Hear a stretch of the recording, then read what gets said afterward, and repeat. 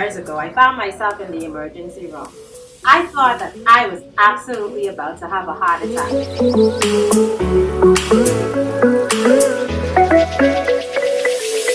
was like opening doors for interviews because now Amy was like one of the first magazines to be right in the country when we started.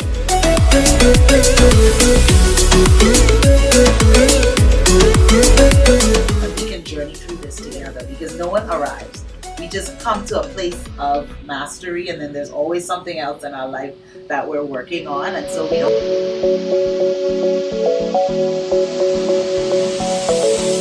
So Queen, you have the power. You have the power to decide that you want to live a different life.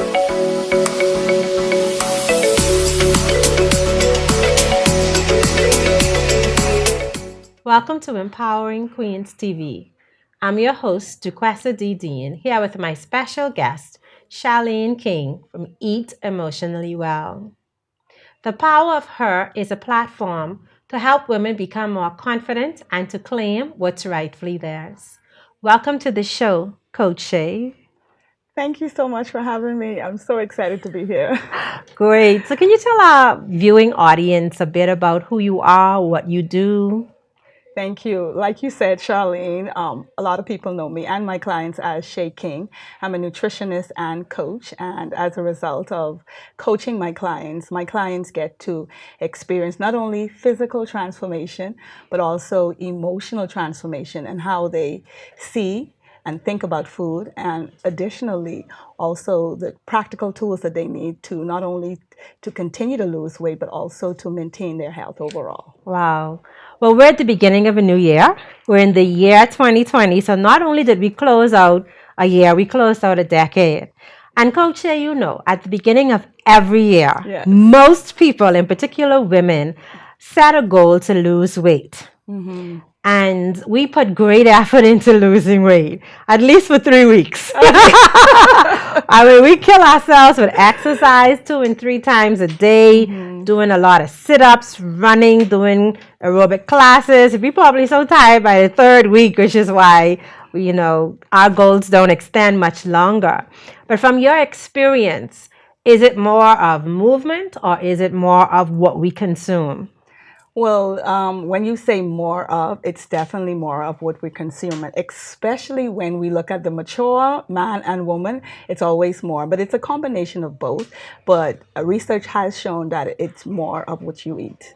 Awesome. Right. And you know what? I've tested your theory. I've put it to the test. I started working with you on one of your programs last year. I think it was in October. Yeah. I did a 21-day detox with you. Yes. And Lord help me. The journey to resetting my palate was difficult for the first 3 or 4 days. But I want to share my testimony with our viewing audience. Okay. So as a result of working with Coach Shay, I've been able to trim, as you can see, some inches, and I've lost quite a number of pounds. This was super important for me to trim myself down and become more healthy simply because I am my money. No other reason. I am my money. I am the brand of Duquesa. And so being healthy is one way that I can have longevity of life, provided the good Lord grants it.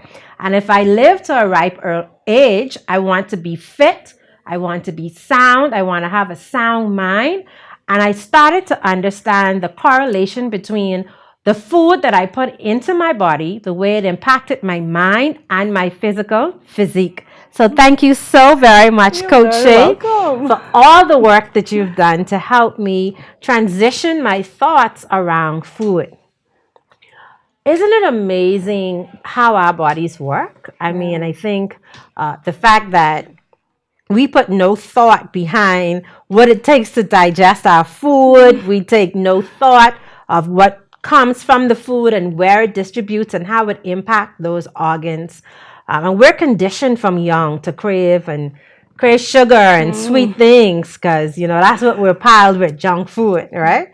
So Coach Shay, can you tell us a little bit about the connection between what we eat and our emotional state? Listen, I just love the question. Thank you so much.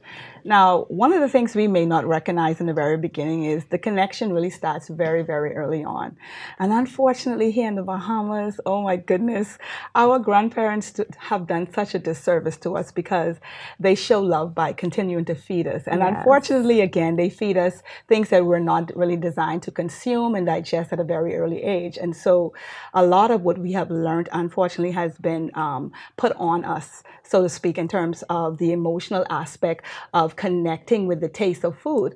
And so what happens is, as an adult, we rely on our taste buds for everything. We connect the taste buds to what we should be eating and not necessarily the nutrient. And this is how we get into problems. I'm telling you. Because if it don't taste good, we do not want it. Listen, Coach Shay, what a powerful statement. Yes. So, and the thing is, one of the things I looked at when I'm coaching my clients is I always put two things into factor. One of them is nutrition, and then of course taste. Because what I recognize is, listen, in order to get someone to even begin to try something, it has to taste good. Yeah. And the thing is, I think for a long time when we look at food, we look at vegetables, the only thing we see right away is it's not going to taste good. And so I just pride myself on transforming food really to get first your client to connect the thought, the emotion of, I could try this, it's going to be good, just to be able to reframe the thoughts and how they think about the food, and then go ahead and taste in it. And it does make a difference. Awesome. So listen, the other day you were in my kitchen blending. Listen. That delicious blueberry smoothie that you got none of. Yes, I know, right? And you said something so super amazing when you were in the kitchen. Mm-hmm. You said, I love this. Mm-hmm. I love what I do. How did you come into that love? Listen, so when I moved back home, right, one of the things I was excited about was starting to eat better, because at the time my two younger daughters my two oldest daughters were the youngest at the time. And so what I wanted to do was immediately just bring a lot of vegetables into the house. And immediately my daughter was like, I don't want to try this, Mommy. I don't want to eat this. And so what I had to do is at that time become creative. I remember the first time I bought this, it was a juicer really, and I used it to start to transform vegetables to make vegetables for my children. So my children really was the inspiration for me wanting to start this journey. But more importantly is what I wanted to do was to not only to make sure that they eat their vegetables, because we force our children to eat their vegetables, but I wanted them to enjoy it. I wanted them to taste good. And of course, I've always been a foodie. So for me, you just cannot put broccoli on a plate for me and expect me to eat it. And so for me, it was so important, not only for me to transform my journey, but to make sure that my family was a part of that as well. Wow. That's great. So it started with family, and then it expanded to community, and it's expanding more to country and further into the world. Because I remember asking you the other day if you were able to service clients in New Orleans and clients in Turks and Caicos, and so your work is actually going beyond the borders of the Bahamas and into more of the world. Yeah, so when it started with my family and then my church community, and of course now throughout the world. I coach clients all over the world, and I can tell you, I get up every morning and I am excited about what I do. I'm excited. I kind of dream up stuff in my head when I'm asleep. I wake up right away. I do a voice note to myself, and I just continue to just come up with these ideas. But what I realize, it's not me. I fall asleep and it's always downloaded into me, and so I'm able to give my clients this information, share it with them, because my goals for my clients have shifted over the past 6 years. See, the thing is, as women and men, we all want to lose weight. Yes. But what I find is my clients have a difficulty keeping the weight off. And so what I realized was two things I had to do particularly is I had to get my clients to think differently, really see and look at food differently and how it makes them feel when they eat what they eat and when they drink what they drink. One, and then additionally, I needed them to understand that, gaining weight and losing weight was a lot more dangerous to your health versus keeping the weight off.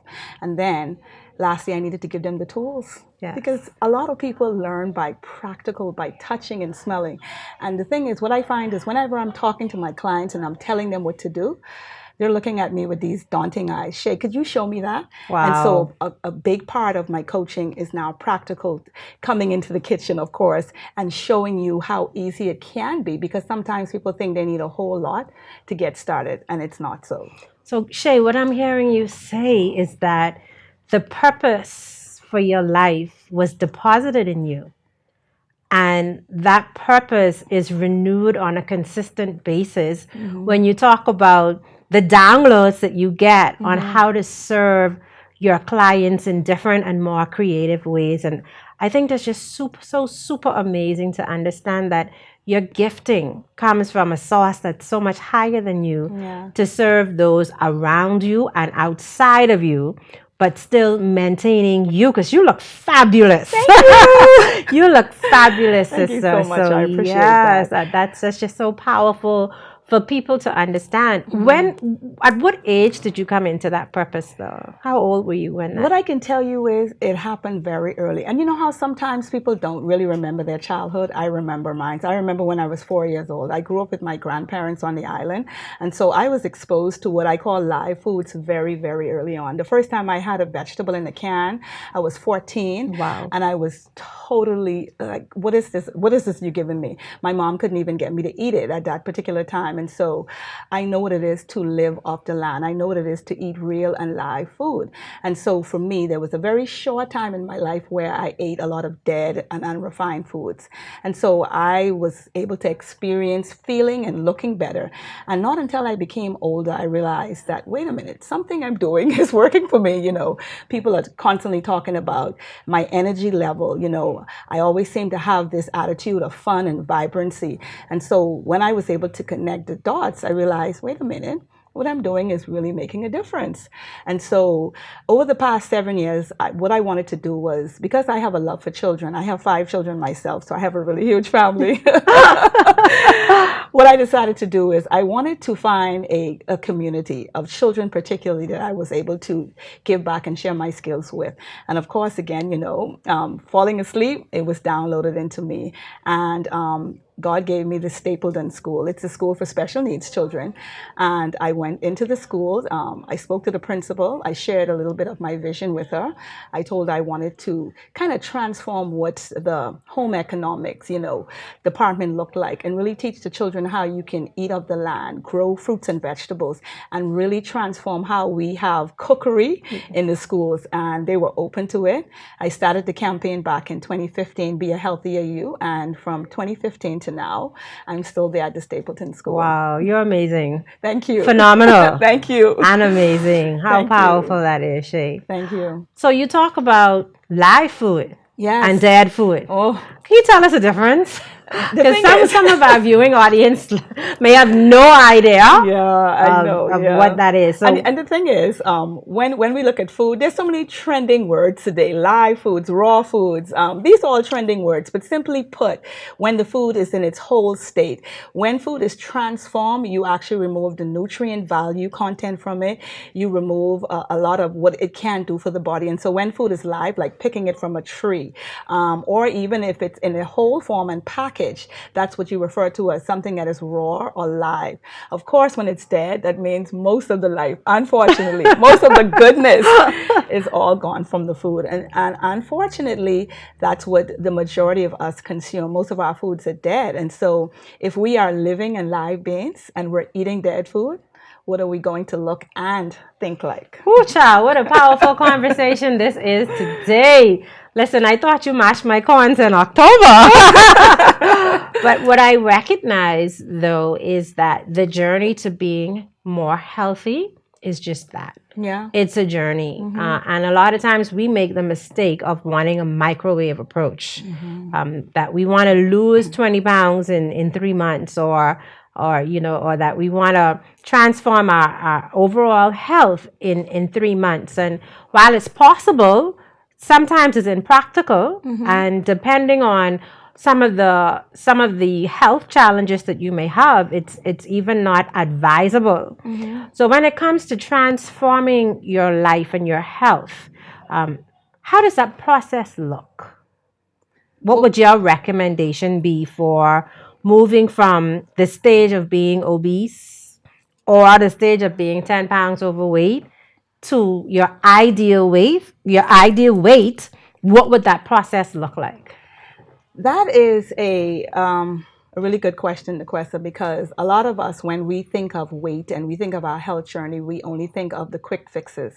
And what I found through the years of coaching my clients is a lot of it is mental, emotional, and I always start with reframing and how my clients talk. I start with affirmations. And the reason for that is um, as my client, if you are not able to put yourself in a different mindset or to see yourself where you want to become in a year from now, you're already starting at a place of a disadvantage. And so when I look at a journey, I want to say a minimum of a year, because the fact of the matter is I can get my client to lose weight very quickly, but that is no longer my goal. You know, if we are going to transform our people in the Bahamas, we have to understand it has to start with a mindset shift. We have to now see food as what it really is, you know. And today, unfortunately, what we see is not always what we get. And so when I look at a journey, one of the first things I connect with my clients with is getting them to understand that willpower alone will not do it. Throw it out of the window. You need a lot more, right? Than willpower. And so it starts with a mindset. When I coined the term eat emotionally well, it was for two reasons. The concept behind eating emotionally well, first, is to get you to understand there is a connection of how you feel when you eat and drink what it is that you eat. And then also to understanding, if you want to continue to lose weight and transform your health, you have to think of food that is higher in nutrient value. And so you have to see your food differently. So if you're eating, when you talk about 3 square meals every day, it's all cooked, it's all refined, all processed, canned, and imported. What are you going to look like in the next year? Ooh, child. I don't even want to think about it. I know. So when the thing is, most of my clients do come to me for weight loss. But they can tell you, any client that I've coached, they can tell you weight loss is not the priority, because we want to continue to look well, because it is actually more dangerous on your health to gain weight and to lose weight. And so one of the things I say to them is, now if you're looking at a coach to help you to transform your mindset, your physical body, and the way you see food, then I'm the coach for you. Awesome. I love it. I love that you don't sell quick fixes. No, even though participating in one of your in that same 21-day detox I did, I remember calling you and people were posting their results and saying, hey, I lost 19 pounds. Hey, I lost 12 pounds. And me and my little 8 pounds. And I pick up the phone, did I do something wrong? And it's easy to compare apples to oranges. Yes, it is. And sometimes we're most critical of ourselves and the way that we look, and we want that quick fix to heal, not to help with healing, not our weight situation, but our emotional and our mental situation, right? And so I'm so happy that your coaching is not just about losing weight, but it's about becoming healthy mentally, emotionally, spiritually, and physically. So it's a holistic approach. Absolutely. And so the way that our diets are set up now, our diets are set up, and this is my opinion, and you can correct me, but our diets are set up, those 3 square meals, and the convenience, that food that we pick up on the go now, those things are designed to bring disease. And even if it wasn't a purposeful design, they lead to disease, right? Because when we eat all the starches and we eat all the dead food and we eat that type of food, we're really bogging our bodies down and our digestive systems down. And when the body can't do what it's supposed to do, then it struggles and we face diseases, or it breaks our immune systems down. And then we start to get more colds and flus and that sort of stuff. So would you say that there is a direct correlation between what we put in our bodies and the health symptoms or the health challenges that we face? Absolutely, 100%. Well, what I can say is this, though. What we knew back then, definitely today has proven it hasn't worked for us. I remember coming back home, and I remember these numbers specifically when it talked about what was the percentage of Bahamians that was considered obese, was diagnosed with NCDs, and was considered really a sick nation. And at that time, I think it was some 47%. Wow. Now, today, you know, it's almost 80%. Wow. And so obviously what we have been doing has not been working for us. And so even when you look at eating trends, diets today, there are so many eating trends out there. But what I can tell you is this. When it comes to eating trends, they're all differently for different people. Sometimes eating trends work for gender. It works for age specific. It works for blood type. It's just depending on your goals. But overall, when it comes to eating, what I can tell you is the traditional plate, what we know it to be a well-balanced plate, is no longer, because even the science behind eating and drinking is a science that is outdated, because it is known to cause digestive issues when you eat and drink at the same time. So we should no longer be putting water or milk or juice on the table next to our perfect plate, because it literally just debunks the theory of proper digestion, because water actually slows down what it is that you're eating. And so we have to really rethink and relook at how the plate is set up. Wow, awesome. Whew, what a heavy and powerful conversation this is about health today. And as we wrap up this segment, Coach Shay, I just want to share that, you know, when I was 20 something, I don't remember how old I was. I was 24 or 25, I can't remember. I was younger, maybe 23. Who knows? I was in my 20s. Okay. And I was pregnant with my son. I was actually 22. I was pregnant with my son, and I got gestational diabetes in my pregnancy. And my doctor said to me that this is a symptom of something that would show up in your life later. So this means that you are preconditioned to be diabetic in the future. And so maybe about 15 years after, I did develop diabetes, and I have been working to manage my blood sugar from that time to this in various ways. Sometimes I did well. Sometimes I was like, but I'm into this today. I'm just going to eat whatever I want to eat. And then I get back on and kind of manage it, because I know that I do not want to be on consistent medication regime or regimen, right, to manage this disease. And last year, as I started to work with you, I remember typing in the chat that these were the best blood sugar results that I've had since I had my son. These numbers have been the lowest that they've ever been. 104. I've not seen 104 in like 20 years. I've not seen 105 in like 20 years. And so I was amazed that the numbers just align themselves. And this is numbers that came from 125, came from 140. And just by adjusting my diet, not even any excessive movement, but just adjusting my diet, those numbers just drastically dropped on their own. And that's a testimony to the fact that what we eat really, really will make us live or help us to die. Yeah. And so I'm so very grateful for the transformation that you've brought into my life. And I'm grateful for the reframing that you've provided as it relates to what food should be and what it looks like. Because I'll tell you, the other night at the shower, I tasted some Coke. And it tasted like baking Coke what? soda. Coke soda. And it tasted like baking soda. And I was like, something is wrong with this soda. But the thing is, you had reconditioned my palate, because I was on water for so long, right? And so tasting it now, it has a different taste. And my whole team would be excited to hear that, right? So I just want to thank you for the work that we do. Thank you for being here today on this interview. We're going to pick up part 2 of this interview in just a few minutes. And I want to thank you for tuning in to part 1 of this episode of season 2. This is season 2 of Empowering Queens TV. And we are here with Coach Sha King, who is going to help us in our second segment understand what a good plate of food actually looks like and how we can avoid or treat some of the diseases that we're faced with just by modifying your diets or our diets. Thank you so very much for tuning in, and I'll see you in the next episode. Take care.